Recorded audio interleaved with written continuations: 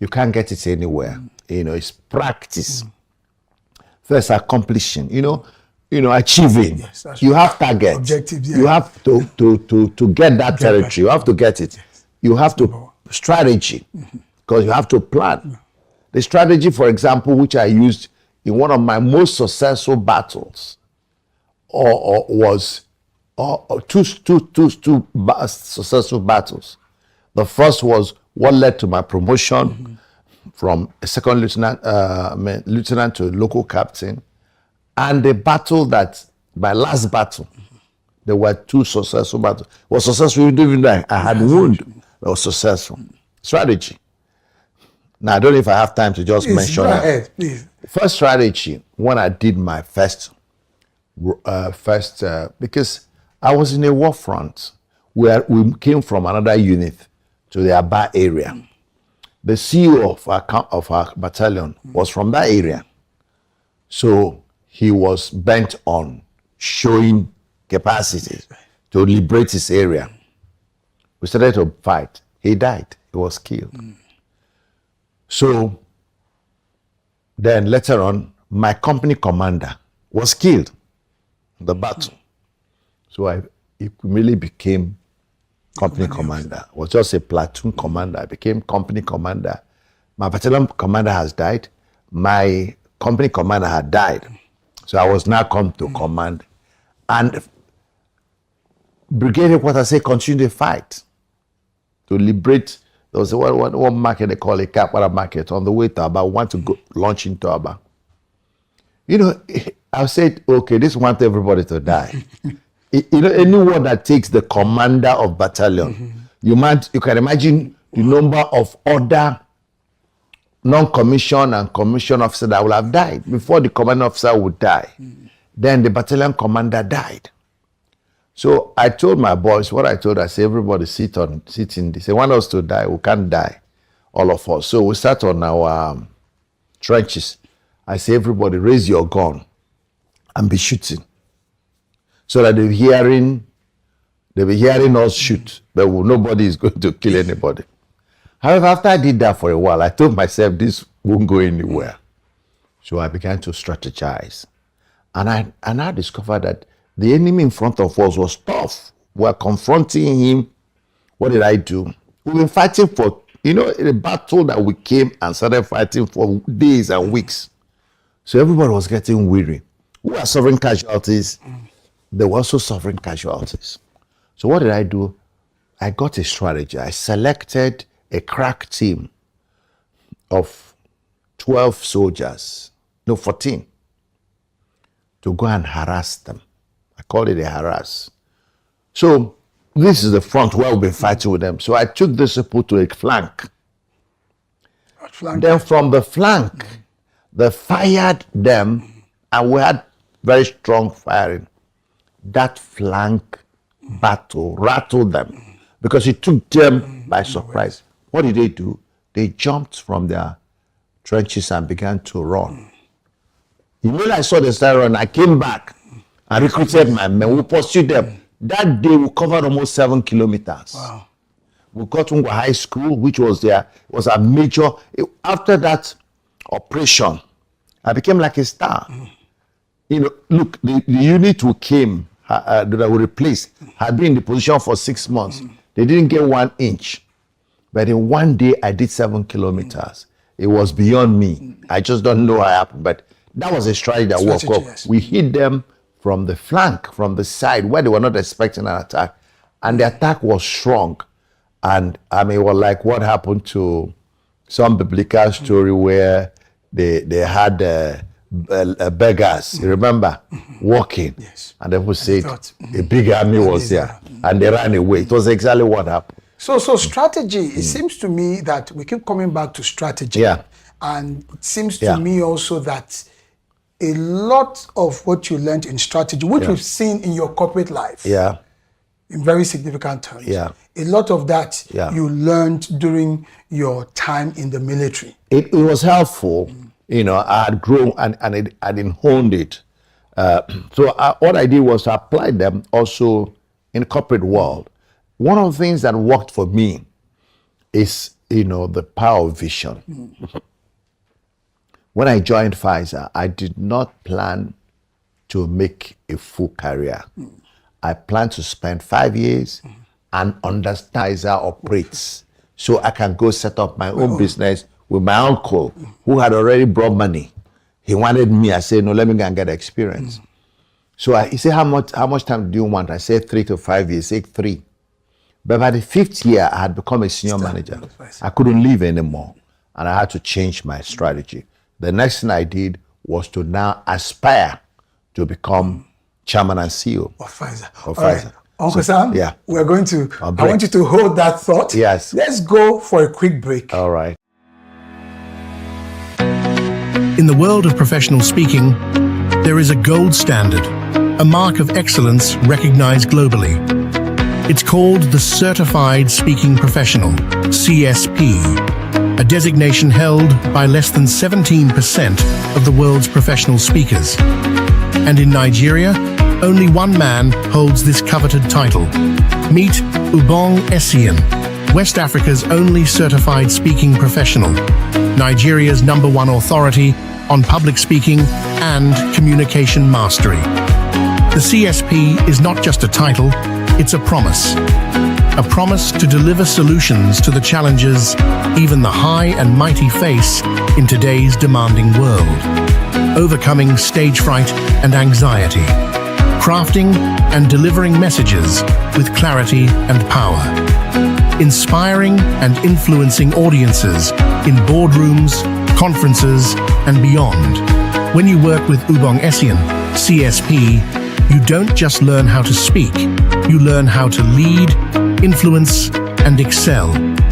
Here's what you stand to gain: confidence to own any stage, the ability to craft messages that resonate and inspire. Connect with West Africa's only certified speaking professional today. Speak with power. Lead with influence. The gold standard awaits you. To register, call 0802 303 2066, 0706 160 6078, or visit www.schoolofeloquence.org. School of Eloquence, teaching the world to speak. Welcome back. If you're just joining us, the program is Journey to the Top, right here on the Achievement Channel. And we've been having a very inspiring, and I would dare say as well, life-transforming conversation with no less a person than Mazi Sam Ohabua. He's talked about strategy, he's even mentioned the principle of the objective, he's mentioned creating a team, he's mentioned determination, loss of fear in the face of danger, the energy, the resilience, the determination to move on towards the achievement of one's goals, as learned during his time serving in the military. And we want to continue that conversation. Mazi. Yeah. I remember my conversation with you in 2001. Yeah. Then you were MD of NIMET. Yeah. And I was very curious to know how you rose to become the chief executive. Yeah. That was one mountain that you conquered. Yes. Because your journey to the top has many sides to it. The corporate side is one. Yeah. The social enterprise is another. And of course, the ministry side is another. And then, of course, the national side as well. Yeah. So you have continued to conquer peak after peak after peak. Hallelujah. And so there is a lot we can learn from you. Yeah. During that interview, I can still remember the younger version of myself. Yeah. Trying to understand how a salesperson became CEO of NIMET. Yeah. And I remember you said something that never left me. Okay. I use that a lot in the program called The Challenge to Perform that I teach to companies when they ask me to come and inspire performance. Yeah. You said, whenever my superiors asked me to deliver 10, I always made sure I delivered 15. or 20. Or 20. Yeah. I just could not trust. I just could not trust their tendencies to discount my performance. Because if they ask me to deliver 10, yes, and I deliver 10, only for it. the guy to say, after all, that territory you went to, yes, I was the one that gave you the contact. Yes. And then they bring me down to 7, I would have accomplished nothing. I say you will beat their targets. Absolutely. And I found that so instructive. I didn't know it's a principle that has helped me. In fact, in my training sessions, I refer to it as the detractors discount. Yes, because in life you will have those detractors. Who are detractors. Yeah. So tell us a bit about that. How did you come about that philosophy? Yeah. And how did it step by step help you to the top at Nemeth? Thank you. It is the strategy of being conscious of challenges you are about to face. You have to survey your environment, what they call environmental analysis. And it started early with me. Again, maybe it's also the war training, because you have to survey your environment, know who you're, measure the strength. The SWOT analysis we'll talk about today. In the military is the first thing, because you don't enter into a war blindly. They'll kill you. You must know who you are fighting, his competencies, the size of his ammunition, size of his army, and then you devise how to use small army to defeat a big army. That's a full story. But it helped me when I joined Pfizer. First is that I had a vision. That was a major issue. 5 years, I quit. So when I was walking around doing things like this Armor Against Fake, that's helped me. It was part of the understanding of my environment, how to conquer that environment. I came to a place I knew there was plenty of hostility. Just after the war, all manner of things were still going around, biases. So I said, no, nobody's going to sabotage my work or underestimate my performance. So in order to do so, I will exceed your expectation. Because when I exceed your expectation, you have no choice but to accept. And that's what I did. It helped me so very much. It was we call it magic wand. Because when my guys are struggling to achieve one, because it's sometimes about the same, it's about the same effort, but your focus. Achieving one, I'm achieving 1.5, 1.6, 1.8. Consistently, they're wondering how I'm doing it.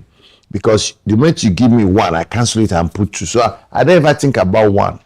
I'm thinking about 2. Because where your thoughts are, that's where you're going. Where you're looking at, where you're going to go to. And that's the exemplification. So that helped me to achieve this 5-year vision of knowing everything about Pfizer so that I can go start my business.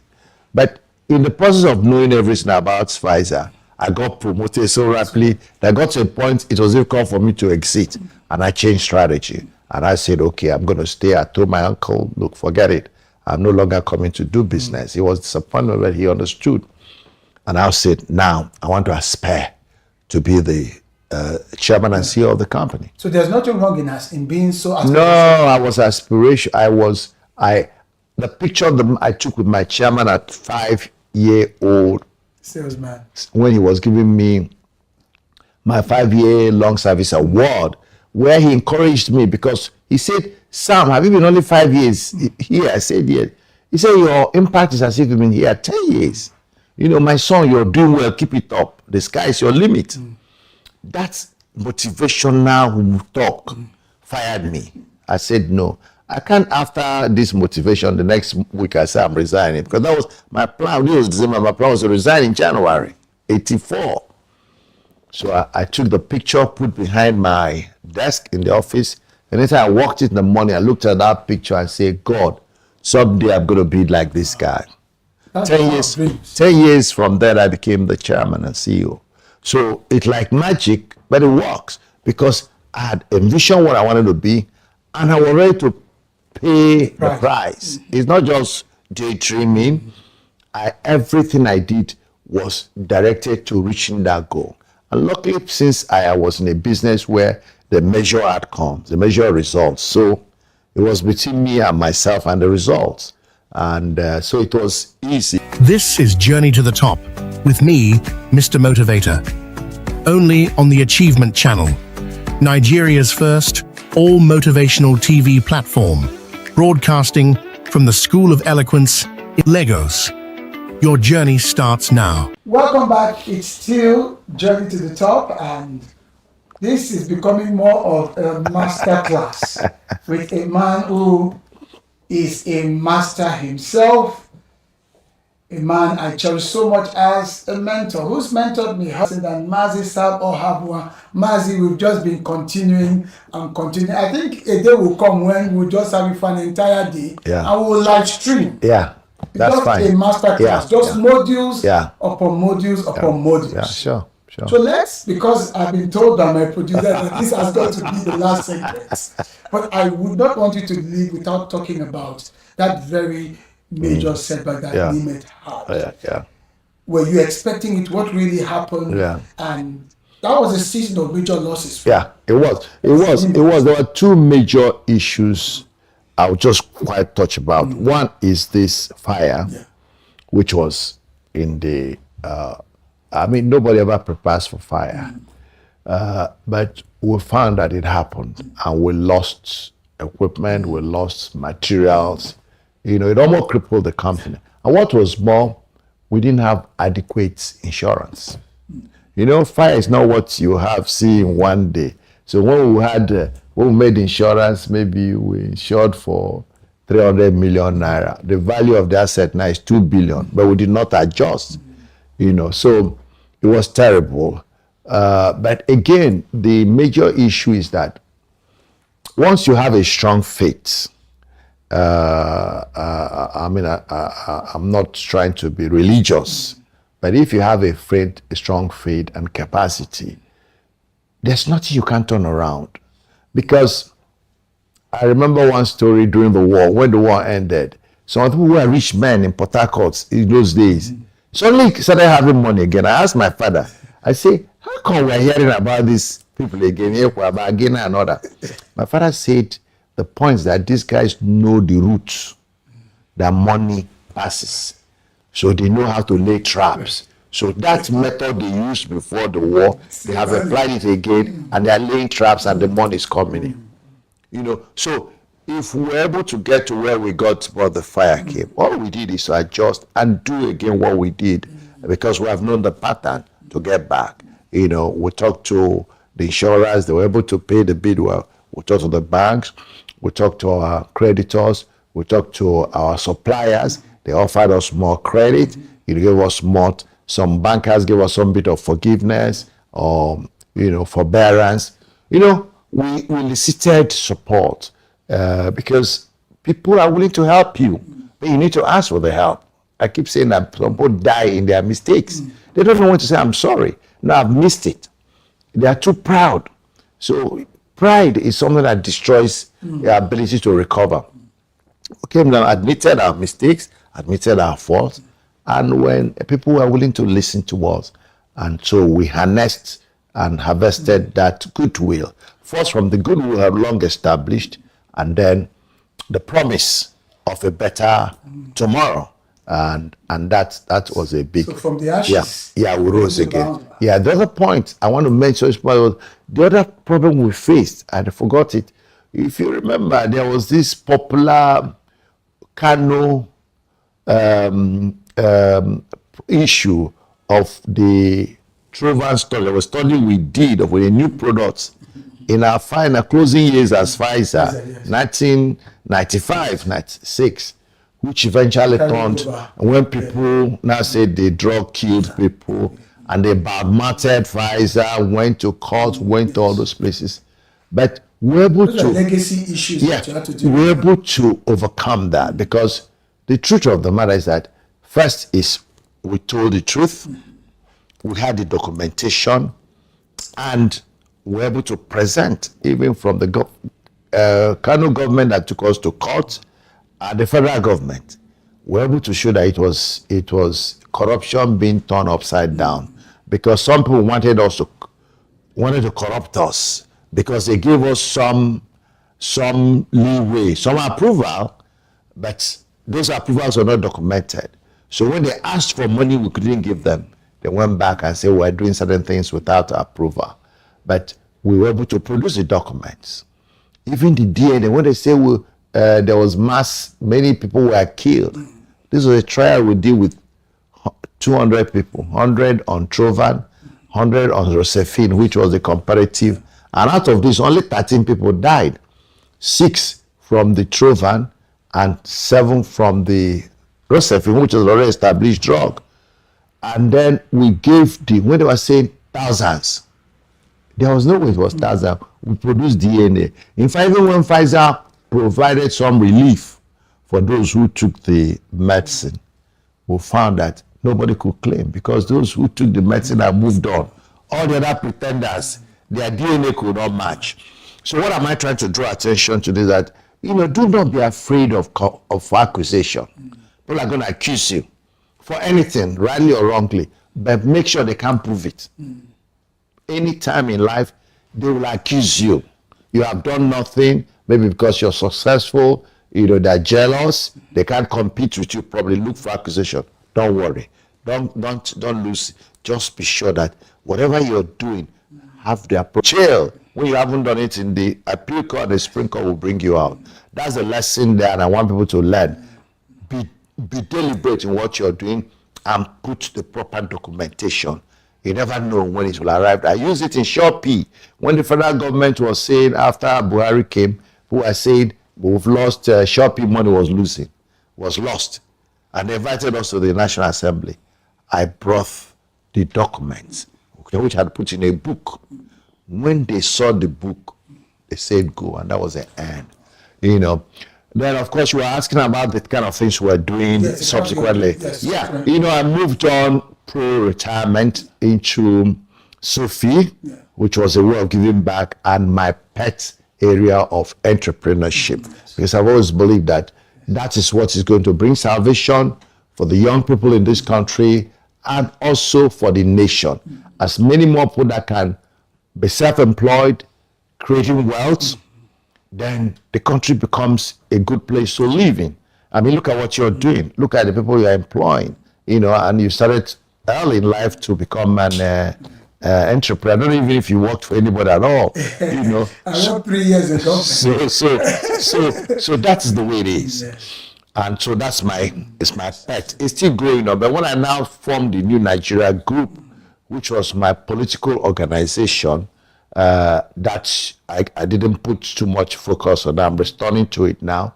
That took my time because I had always been disturbed about our country and its chronic underdevelopment, its lack of competitiveness. I had become tired of being told that I come from a third world. Since I was born 70-something years ago, I'm still a third world nation. I'm saying when I'm going to become first world.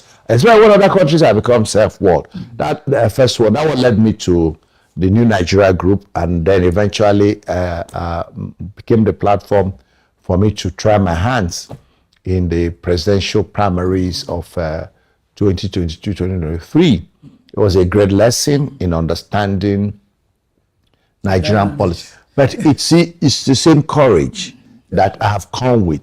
I mean, people were surprised. I hadn't been governor, I had been the senator, I hadn't been nothing. The first political attempt was to be a president. I mean, it was, you must be a joker, but we went through it. We went around the country. So first you must have what you believe in, and then you must have the courage and the conviction. And it's goodwill. I have not, you have worked at least for government 3 years. The other time you were working for Nemasa, so you have a bit of experience. Yes. I have never worked for government, but I've been close to the public sector. I've held, I've been a board chairman of teaching hospitals, of polytechnics. And then the shop I've served, even before the shop here, I've been in the National Health Insurance, National Manpower Board. The greatest things I have said, and I keep saying, the greatest not in buildings. The greatest legacy is in human beings. What you have said about me today, I don't know how much I'm going to pay to a publicist to say that or to give this unsolicited. And that is what life is all about. if I was there today and you were at my graveyard or a tribute, what you say today will be what you say, perhaps with more embellishment. Absolutely. For me, that is legacy now. You know, so I'm investing my time and energy, making sure I'm impacting lives, impacting institutions, and helping this nation to become a better place. No one man can solve all the problem. No one man can change the situation, but make sure you're making a contribution. And that's why I think I want to encourage you and people like you, you know, never underrate yourself, never underestimate your contribution, but you must build a foundation. You should not come to this world and act as if you were a passenger or an observer.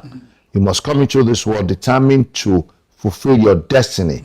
You have a destiny, you have a purpose, but it's in you to plan how that destiny, how that purpose will be fulfilled. You have to be intentional, you have to be methodical and trusting, and then learn from other people. It helps you to reach that goal and be what God has made you to be. Wow, Mazi, what a finale. Because I was going to ask you a question. What was you are for those who are seeing you at the top and want to also continue their journey? Yeah. But clearly, you should be a broadcaster. You can be a broadcaster. I guess that journalistic bit of you suddenly came to fore. Yeah. I cannot thank you enough, Uncle Sam. A new day dawns, full of possibilities.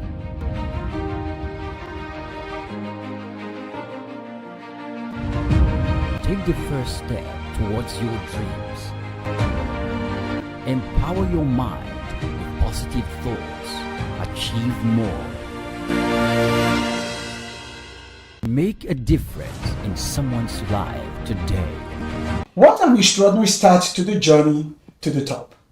Broadcasting from the School of Eloquence studio here in Lagos on the Achievement Channel. This episode has set the stage for what promises to be a year of limitless possibilities.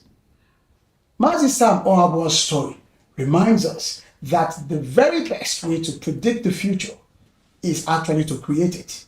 So as we step boldly into 2025, let this be the year that you take control of your destiny and climb even higher than you ever thought possible. Here is one last thought to carry with you.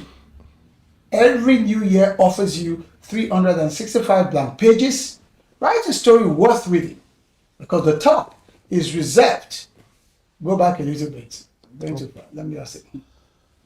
Okay, that's fine. Here's one last thought to carry with you. Every new year offers you 365 blank pages. So write a story worth reading. The top is not reserved for the lucky. It's for those who work, who persevere, and never stop believing in themselves. Thank you for joining us on this inaugural journey. I am Mr. Motivator, and it has been an honor to share this moment with you. Until next time, stay inspired, stay motivated, and remember, the climb is always worth it. Here is to a transformative 2025. Happy New Year once again. A new day dawns, full of possibilities.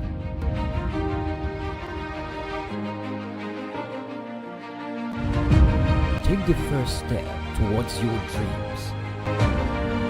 Empower your mind with positive thoughts. Achieve more. Make a difference in someone's life today. Impossibility is nothing.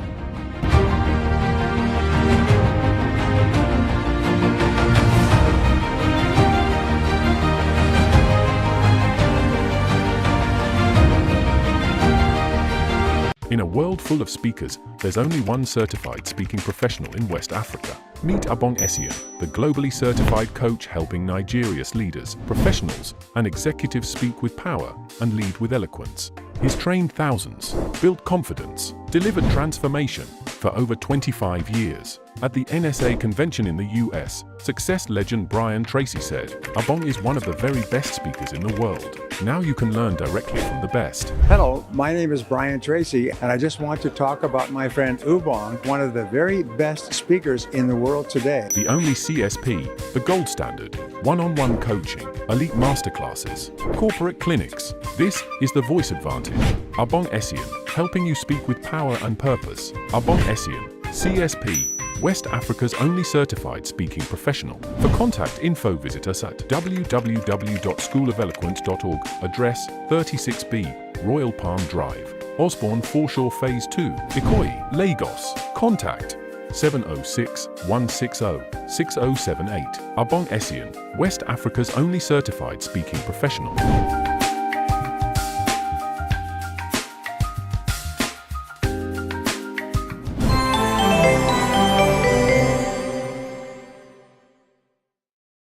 Imagine a world transformed by the power of giving, where every act of kindness sparks another. These are the champions who dedicate their lives to change.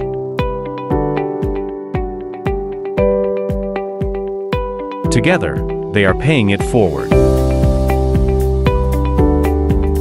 Champions of change. Paying it forward. Join us and be part of the movement. Here on the Achievement Channel.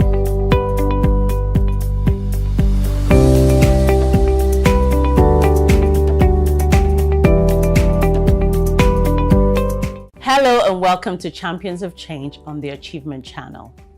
Your home for inspirational stories that spark impact and transformation. We are broadcasting from the School of Eloquence studio here in Ikoyi, Lagos.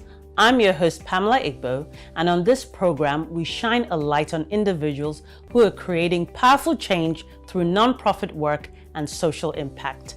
People who are not just chasing success, but significance. Today, we are joined by a powerhouse of vision and compassion, Dr. Christiana Ime Amida, Executive Director at Lekki Gardens Estate and the dynamic founder of Foundation de Christi, a nonprofit organization committed to health and hygiene of women and girls. With over 17 years of experience in real estate and a dream to touch 10 million lives, she's truly a champion of change. Let's dive into her inspiring journey. Champions of change. Paying it forward. Join us and be part of the movement. Here on the Achievement Channel.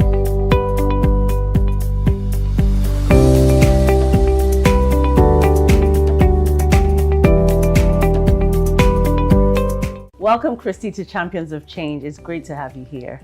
Thanks a lot for having me, Pam. It's a pleasure to be here myself. Fantastic. So I'm really inspired by you.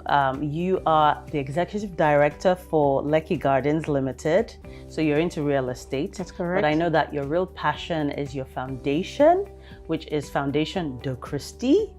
Did I say it well? Absolutely. well and, done. It is a foundation that focuses on women and girls' hygiene and well-being. Correct. So what I want to know is, why did you start it? What inspired you to start it? And why that particular area?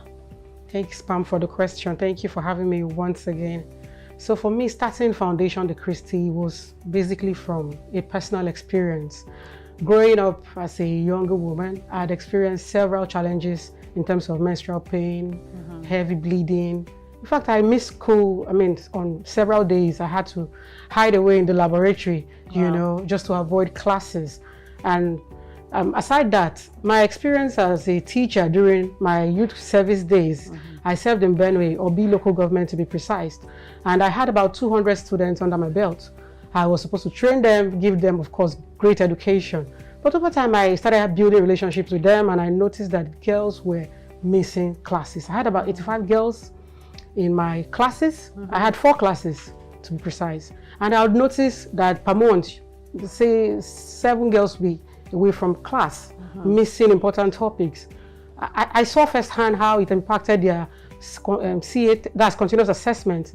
Aside that, I remember also being part of Women Fellowship, and sometimes you hear a sister is not in church because she's, not feeling too well, and everybody would pray for her. So prayer became the method to solving menstrual hygiene problems. So I saw so much, and for somebody like me, I was not able to just stand there and sympathize. I had to do something. I had to act, to make a difference. So that was what spurred me. And so, to be specific, sometime in 2020, COVID year, that was when I launched.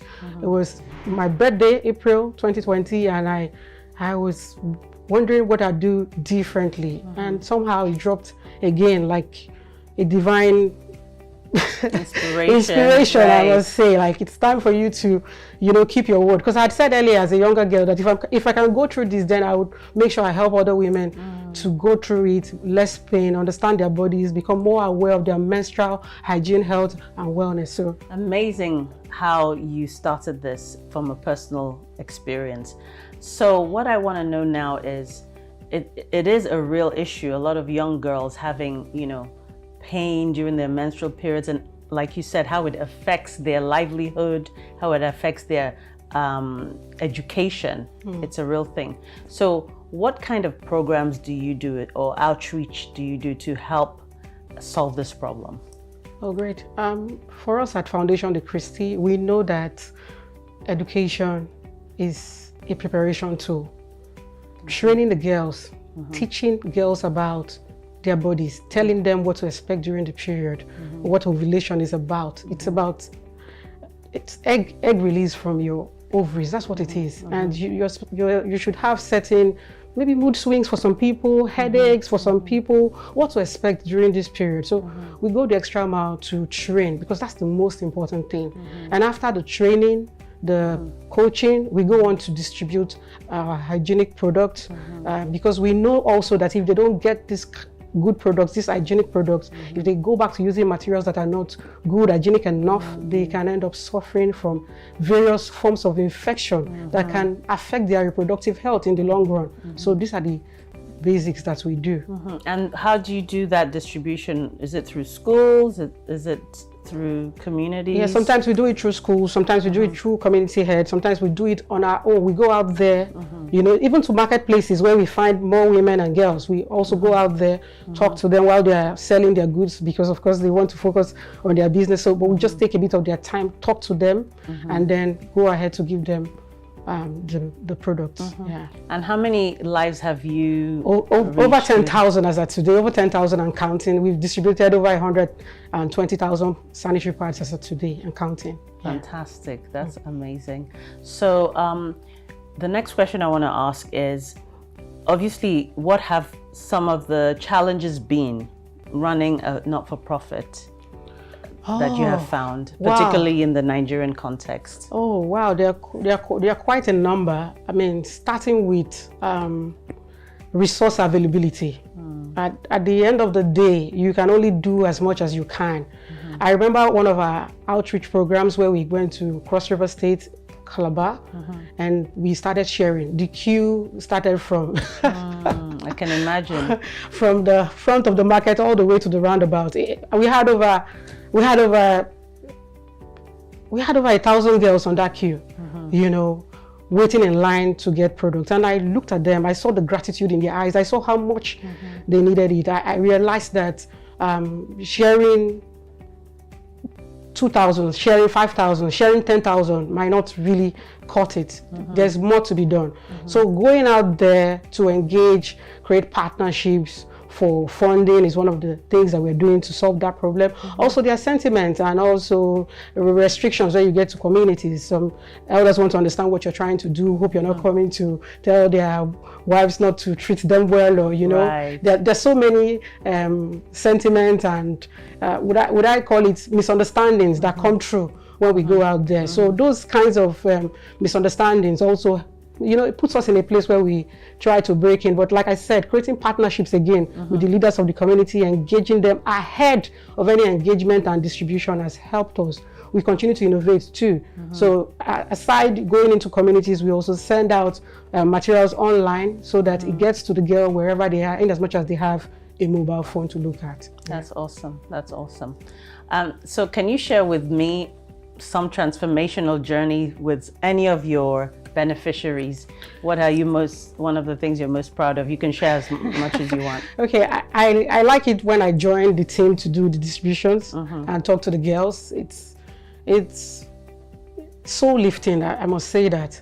And I remember during one of our outreach programs, I met a girl at home, Shade, her name. I asked her why she was not in school, and she was brave enough, because that's the word, to tell me she missed school because she's on her period, she's in pain, but more importantly, she does not have pads, to to put herself in that comfortable position to be in class like every other person. And then I took a good look at Shade and said, what can we do for Shade? If Shade is serious, if she's a serious student, then let's see how we can give her pad for 3 months ahead. Let her have the pads. We put her on the program, gave her pads for 3 months, and Shade stayed in school all through 3 months. Shade is doing so well. Awesome. Back to school, regular in classes, and that gives me joy. Yeah, that's awesome. What do you think? I'm curious to know, Christy. What do you think is the long-term solution to helping people who can't afford to have those hygienic products, to have them in homes? I mean, how can we, as the government or community, do more? Because you're one person, and I'm sure there are many other people doing stuff to help, but this is a country of over 250 million people. Correct. With at least half of them being girls, women. What is the long-term solution to helping that situation, you think? Okay, for starters, at Foundation de Christi, like I said, distributing products is one part of it. Creating awareness is another part of it. Educating the girls is so important. That cannot be left to chance. But getting in other collaborators is also too important not to be left to chance. So thinking long term, I see Foundation de Christi initiating bills to the National Assembly. Right. Getting their attention to make them understand and realize that the girls need to be supported. You go to bathrooms abroad and you see sanitary pads already in place, like tissue. It's also one of the things you find in the bathroom. So restaurants and public places should make products available. It should not be for sale at those points. And aside that, for companies that are also into production, partnering with foundations can also help them reach out to girls that cannot afford the product. Those are ways that I think in the long run can help the girls get the products. Exactly. So people being really intentional about putting it as part of their CSR initiative to know that this is an issue. And can provide for girls who cannot afford to buy sanitary towels. I mean, for me, it's even mind-boggling thinking about that. In 2025, there are still people who cannot afford. There's so many of them, but when we go out, we get to see a lot. I mean, so many girls in pain. Some people cannot afford, their daily meal. They cannot not talk of affording pads. Pads, sure. It's a luxury item, if I must say. Sure, and it not only affects, I would say, their education, it affects them their own confidence. Yes, it affects their confidence. Yes, that's one of the things we care so much about, because it's not just about distributing products, like I always say. It's about training them, it's about storytelling, it's about sisterhood. You want them to have a place where they feel protected, where they feel like they can share, they can talk about themselves, in that space of, with a sense of safety. Yes, that's the word. So at Foundation de Christi, we are so passionate in making sure that they have the right environment to express themselves. Yes, because it's about their dignity, it's about their confidence, so they can go out there and enjoy their life to the fullest. Yeah. Awesome. Fantastic. Thank you. We'll take a quick break and come back and continue this amazing conversation with Christine. My name is Mrs. Imelda Ahunosuji. You can call me Madam Modesty. Follow Achievement Channel, listen to Achievement Channel. They are an amazing set of persons doing amazing work in the media space. So I want to encourage you to follow them, get value from them. Please keep watching Achievement Channel. Keep watching Achievement Channel. It's a motivation channel. I recommend it. Do you feel terrified when speaking before a group? Are you stressed when asked to present? Do you bore people when speaking? Are you stuck with reading word for word? How do you give a speech with polish? Learn how at the School of Eloquence, the home of public speaking. Attend our practical coaching in public speaking. Call 0802 303 2066 or log on to schoolofeloquence.org. School of Eloquence, teaching the world to speak. Champions of Change. Paying it forward. Join us and be part of the movement. Here on the Achievement Channel.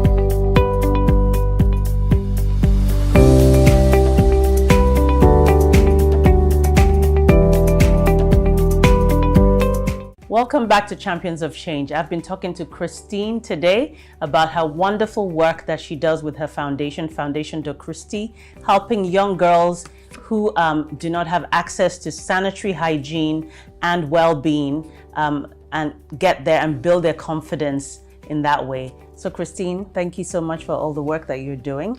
What I wanted to ask you is, obviously you are into real estate. You have a real estate management company, and you also spearhead your foundation. So as a woman wearing multiple hats, how do you balance that?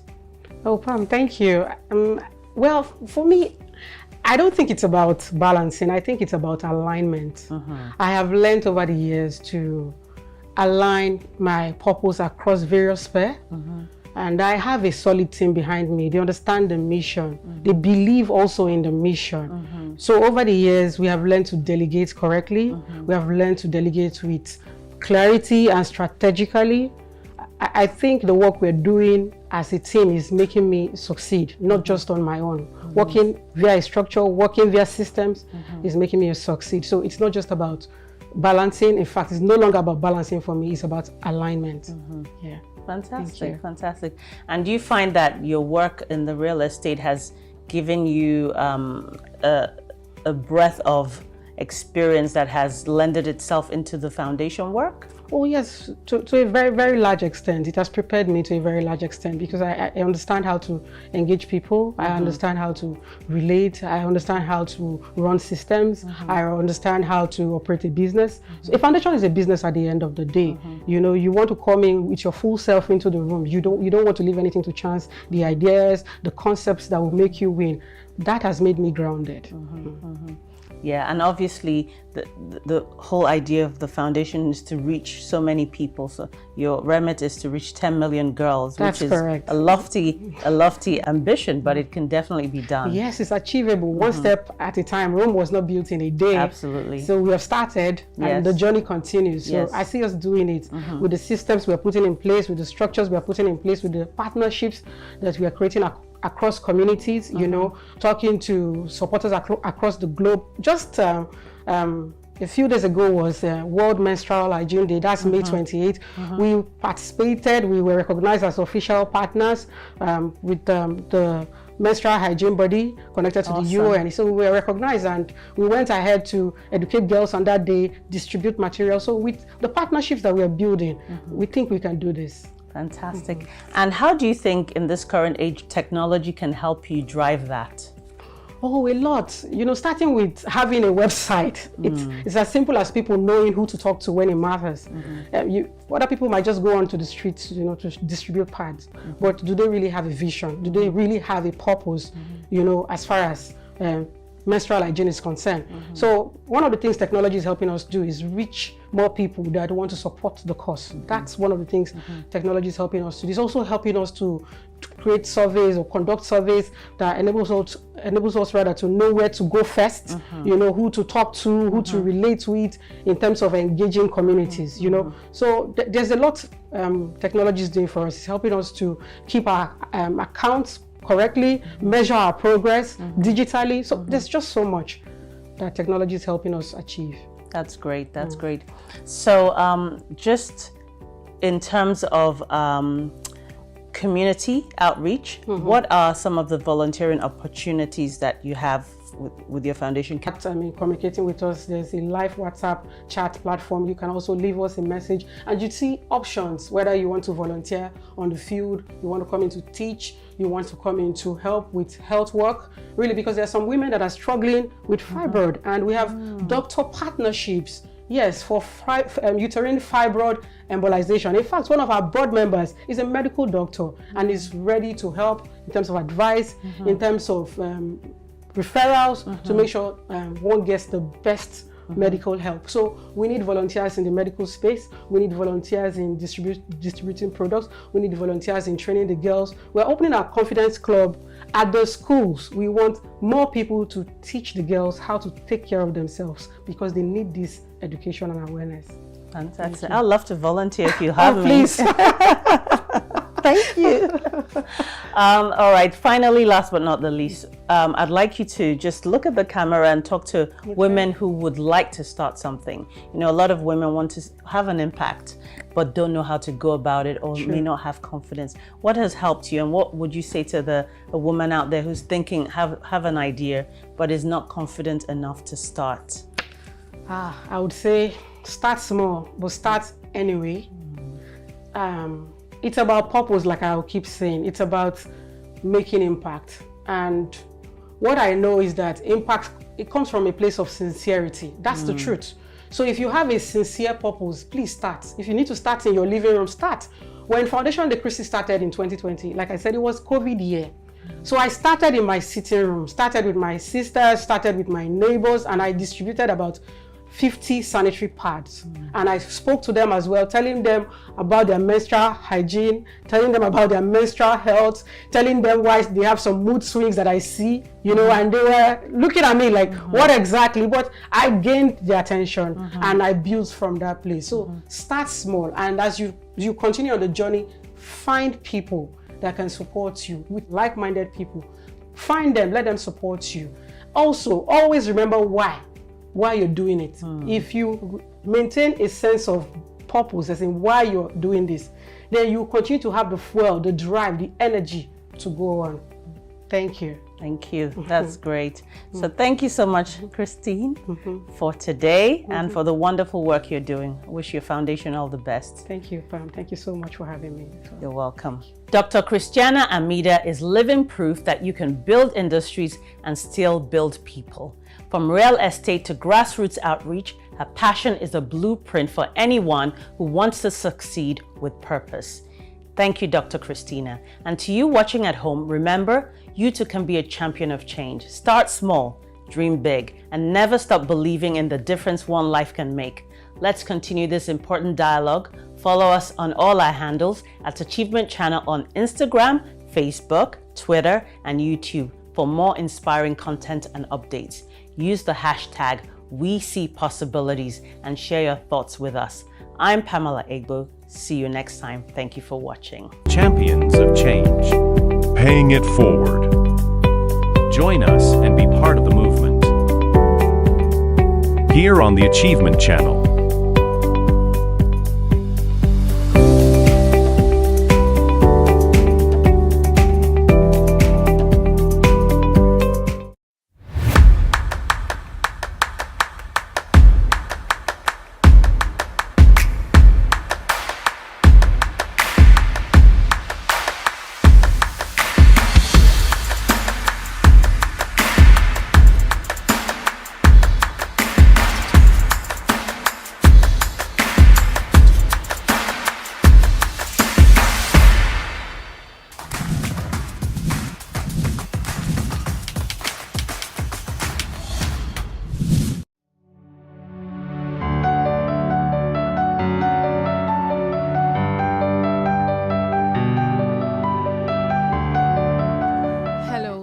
Sarah Undu. I am an educational psychologist for children and adolescents. My expectation, I expect that at the end of this masterclass, I would overcome fear and anxiety during public speaking, master the art of public speaking, and have a good structure and organized speech. My name is Mrs. Amadiegu Uzoma. I'm into business. My expectations in this masterclass, I really want to overcome stage fright. and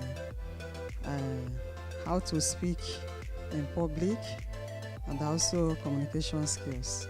My name is Folake Faturuti. I'm a geoscientist by profession.